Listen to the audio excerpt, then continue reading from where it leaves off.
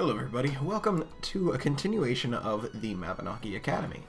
Continuation, you ask? Yes, this is a continuation of the series started by Mr. Renavoid on the Alexina server, who's a good friend of mine. He hasn't played in a very long time, which makes me sad. But I thought I'd follow in his footsteps and try and make a series of video where I teach people how to play this game, because it's kind of hard starting out, honestly. I played this game for 8 years. So I kind of know how to start out. But anyway, this is the main town you are thrown in.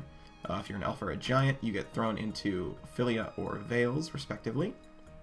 You only do a couple quests there, and then you were thrown in front of this man, Duncan here. If you talk to him by just clicking on him, you can start a conversation that just does other stuff. He sells some quests where you can gather items dropped by monsters, and then you can get gold for it. Retrieve lost items, so like if you die and you can't pick up your items and you respawn in town, they'll be sent to him and you can buy them back from him. Help the villager, you just get sent a quest and you get to do that.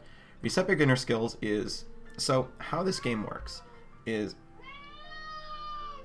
of course my cat's screaming at me now that I'm trying to record. What? Calm down. So, as you can see down here, it says level 1. So you may think, how is this guy gonna try and teach me how to play Mabinogi when he's at level 1? Well, that's how the leveling system in this game works. If you click C and click additional info, you can see here that I'm actually level 551. 541, excuse me, I can read. So how it works is, until you've hit a cumulative level of level 1000, you get to rebirth every day. So say, well, I just rebirthed, so I rebirthed around 320. So tomorrow, I'll be able to rebirth around a little after 320 as well. My cat will not stop talking. So what it does is, like, if you level up in your, this is called a current level, you will add another to your cumulative level. So it just keeps building up. So when you rebirth, which is like start over from level 1, your stats go back to what they were, and you just get reset pretty much. You get to start leveling up again, you add more to your levels. But what happens is you get this stuff called AP every time you level up, and you can get some from quests as well. But what they do is, if you hit Z, then you can see all your skills. And as you use them more, you get little bits of training. Like here you see I have to attack a powerful enemy with a bolt spell 34 times. Once I hit a certain requirement, which is less than the max, I think it's maybe just 2 more that I have to do. Okay, no, maybe 6. Then you can click advance, and you can go up to the next level. So skills in this game work from a basis of F to A, then 9 to 1. And then there's stuff afterwards that you can do, but that's pretty much the premise. And as you level them up, like if I click on Combat Mastery, so if I rank it up, I get +2 max melee attack damage, +20 HP, and +2 strength. So over here, actually I don't even think you can see my mouse, but over back in the character info, oh my goodness, people, please stop. Over here, you can see strength here. I have 31. Obviously, I don't do combat. My int, which stands for intelligence, is 282 because I do magic. I'm still not that strong. Dex is 81. Will is 80, and luck is 24. So if you're doing a combat thing where you're like up close and you're fighting enemies like that, you're using strength.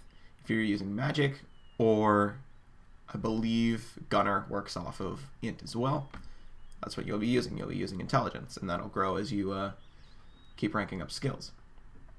And then with Dex, that's for archery, and I believe a little bit of alchemy. I believe that works off of that as well. And then Will is for fighter.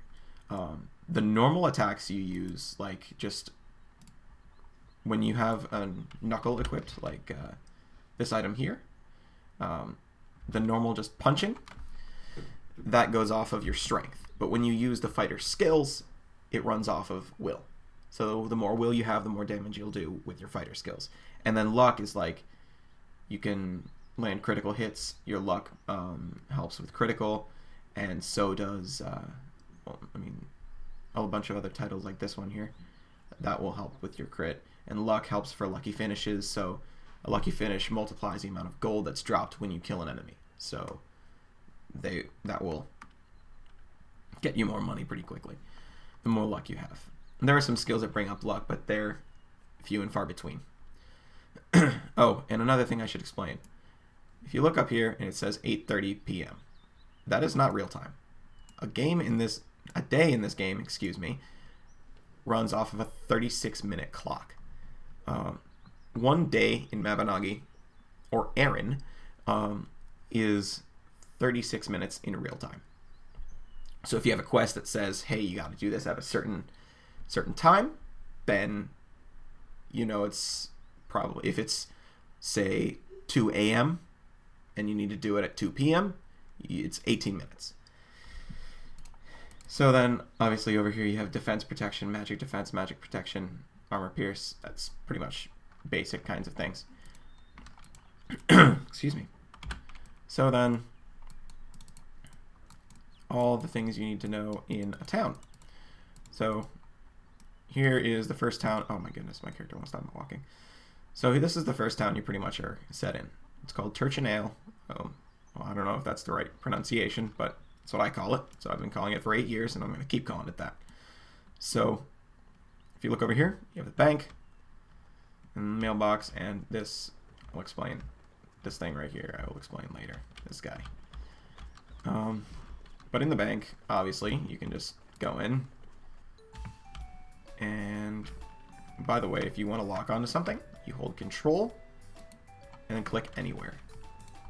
So you can lock onto NPCs. So if you click Open My Account. Okay. Excuse me. If you click on Open My Account, you get thrown into your bank, and you have a certain set of money and items. And you can store items in there, but it costs money to throw them in there. So I have like 18 different inventory expansions that I use so that I don't have to use the bank. And you can also get pets like this, and they also have inventory space. And I use them for storage and movement, because you can have mountable pets that will let you get places faster. So then you have, not all towns have a grocery store, but there is one in Tir Chionaill. Oh my goodness. And pretty much in there is, if you want to do cooking in this game, you pretty much start off by talking to this person, and she can sell you ingredients and stuffs. So you have literally everything you need to cook in this game. Well, not everything, but everything to start off. You can get tons of different things. And if there's an event going on where grocery person is selling extra things, that's where you'll see those items in the event tab. So then, 90% sure that all towns will have a general shop. So, as the name suggests, general shops, they're pretty much basic needs. So you can just come in here, click shop, and he sells pretty much basic stuff. Of course, textures are still loading, so it looks weird. So you have score scrolls if you want to do composition, paper, dice, fun times.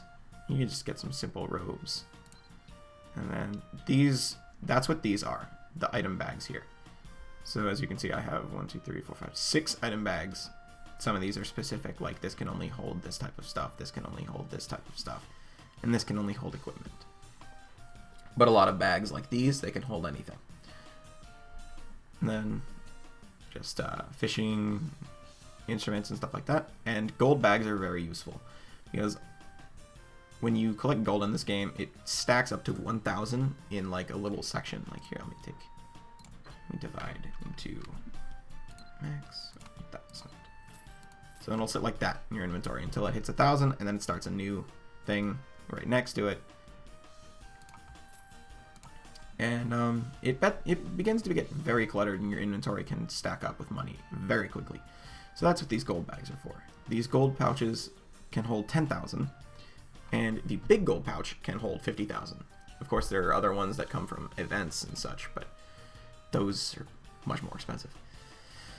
So then there's just more simple things. Reforging tools, they do kind of advanced stuff. But you can also buy like simple clothing, hats, shoes, gloves from General Shop. These are usually pretty underpriced items. Just if you need something pretty simple, General Shop is the place you're going to want to go. So then we have, I'm going to get on my pet so you don't have to sit here staring at me walk for a while. Come here. Here we go. Cannot mount a moving target. It's not moving, actually. Yeah, so if you have a pet that you can mount, you just click R and you will get on top of it. So then up here, we have our healer's house. You walk inside, talk to Dillis, and you can go and buy certain items from here. I'll show you that in a second. Get treatment and heal pet. If your pet is injured, you can click this heal pet button when they're summoned, and she will heal its HP, wounds, and stamina. And then treatment is the same exact thing except for your character. And then in shop, she sells the kinds of things you would expect at a healer's house. I did not know she sold MP potions. That's useful. So HP potions, stamina potions, MP potions. So obviously HP, when you get attacked, you lose HP, so you use these things. The hotkey to use them is H, so you don't have to right click them every time you want to use it. So like if you're getting attacked by something that does a lot of damage, you just spam that H key. And then stamina, by using certain skills, your stamina will start going down. By clicking K, you will use a stamina potion and you'll get some back. And then MP potions is just magic, like any of this stuff up here. That will use this MP bar down here, the one that says 314, pi, fun times. Then you click J and you'll get some MP back. And then first aid kits, it's like if someone gets knocked out, then you use a phoenix feather and they can get revived. Bandages will heal wounds, so like if you get hit by like a sword or something like that, usually just your HP will go down and there's like that dark red spot that shows where how much HP is missing. But if you get shot by an arrow or something like that, it will wound you. So if you use a HP potion, you cannot heal past that. Bandages will fix those wounds. And this is for pets, but I don't really think anyone ever uses these. And then that's the thing that you can find out about later on. Also, very nice thing about this game. As you can see, my character is wearing a pretty nice looking outfit. The good thing about this game is there are hundreds of different, not even hundreds, thousands of different things you can wear. That's what I like about this game. Like, that's probably my favorite outfit. But you can choose from pretty much anything. Of course, a lot of things will be a lot more expensive, and some things will be much harder to get. But you can pretty much wear anything in this game. Anything that's ever been released to the general public, you can get. And then let me get back on my space pony. No, that's my space ranger. And we can go down, and I will show you the blacksmithing shop. I'm sorry, my game lags a bit. Don't worry, this is not just me recording. My game always lags. Fun times. People are fishing. Up here is a man named Fergus. He is known as a weapon breaker.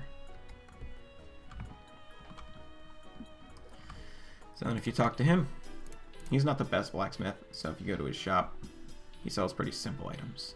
Like a shuriken, knuckles. These are the knuckles I was talking about. These are like really expensive ones, but these are the basic ones.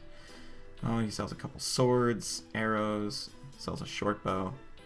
If you just need something simple, this guy's got it. And then obviously you get your shoes and gloves, helmet. Well, he only has one helmet, some armor, And that's about it. But also, blacksmithing shops can repair your items. Items have durability. So if we look over at this staff here, you see it has 6 out of 19 durability. Once it hits 0, it can no longer be used and will not be effective. So you need to go to that.